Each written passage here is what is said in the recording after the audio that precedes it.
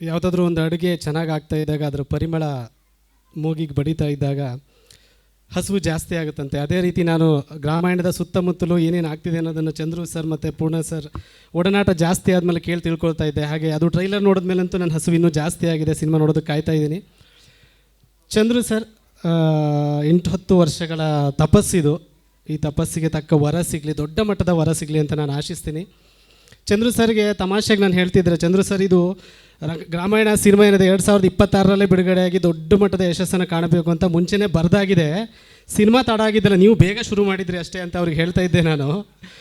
So ಇನ್ನು ಈ ಗ್ರಾಮಾಯಣದ ಈ ಒಂದು ಏನು ಸಂಭ್ರಮ ಇದೆ, ಇವತ್ತಿನ ಏನು ಸಂಭ್ರಮ ಇದೆ, ಇದಕ್ಕೆಲ್ಲವೂ ಮುಖ್ಯ ಕಾರಣ ಲಹರಿ ಸಂಸ್ಥೆ ಅಂತಲೂ ಭಾವಿಸ್ತೀನಿ. ಯಾಕಂದರೆ ಒಂದು ಸಿನಿಮಾ ನಿಂತಿದೆ, ಸಿನಿಮಾವನ್ನು ಮತ್ತೆ ತೊಗೊಂಬಂದು ಇಂತಹ ಒಂದು ಸಂಭ್ರಮಕ್ಕೆ ಕಾರಣ ಆಗ್ತಾರೆ ಅಂದರೆ ದೊಡ್ಡ ಮನಸ್ಸು ಬೇಕು. Thank you so much sir. ಹಾಗೆ ಗ್ರಾಮಾಯಣವನ್ನು ಪೂರ್ಣ ಮಾಡಿರೋದೇ ಪೂರ್ಣ ಸರ್ ಸಂಗೀತ.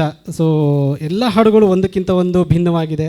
ಅದರಲ್ಲೂ ನನಗೆ ಏನೇ ಹೇಳು ಕುಸುಮ ಅಂತ ಹಾಡು ಬರೆಯೋದಕ್ಕೆ ಅವಕಾಶ ಕೊಟ್ಟಿದ್ದು, ಆ ಹಾಡಿನ ಹಿಂದೆ ತಯಾರಿಕೆಯಲ್ಲಿ ನಾನು ಅವ್ರ ಜೊತೆ ಒಡನಾಡಿದ್ದಾಗಿರ್ಬೋದು, ವಿನಯ್ ಸರ್ನ ಜೊತೆ ಫೋನಲ್ಲಿ ಮಾತಾಡಿದ್ದು ಎಲ್ಲವೂ ಕೂಡ ತುಂಬ ದೊಡ್ಡ ಒಂದು ಹಲವಾರು ವರ್ಷಗಳ ಕಾಲ ನನ್ನ ಜೊತೆ ಉಳಿಯುವಂಥ ನೆನಪುಗಳನ್ನು ಕೊಟ್ಟಿದೆ. Thank you so much. ಹಾಗೆ ಹಾಡಿಗೆ ತುಂಬ ಜನ ಇಂಡಸ್ಟ್ರಿಯವರು ಕೂಡ ಕಾಲ್ ಮಾಡಿ ಶ್ಲಾಘಿಸಿದ್ದೀರಾ. ಹಾಗಾಗಿ ನಿಮಗೆಲ್ಲರಿಗೂ ಧನ್ಯವಾದಗಳನ್ನು ಹೇಳೋದಕ್ಕೆ ಇಷ್ಟಪಡ್ತೀನಿ. ಕೊನೆಯದಾಗಿ ವಿನಯ್ ಸರ್ ಹಾಗೂ ಮೇಘಾ ಶೆಟ್ಟಿ ಮೇಡಮ್ಗೆ ಮತ್ತು ಸಂಪೂರ್ಣ ತಂಡಕ್ಕೆ ಒಳ್ಳೆಯದಾಗಲಿ.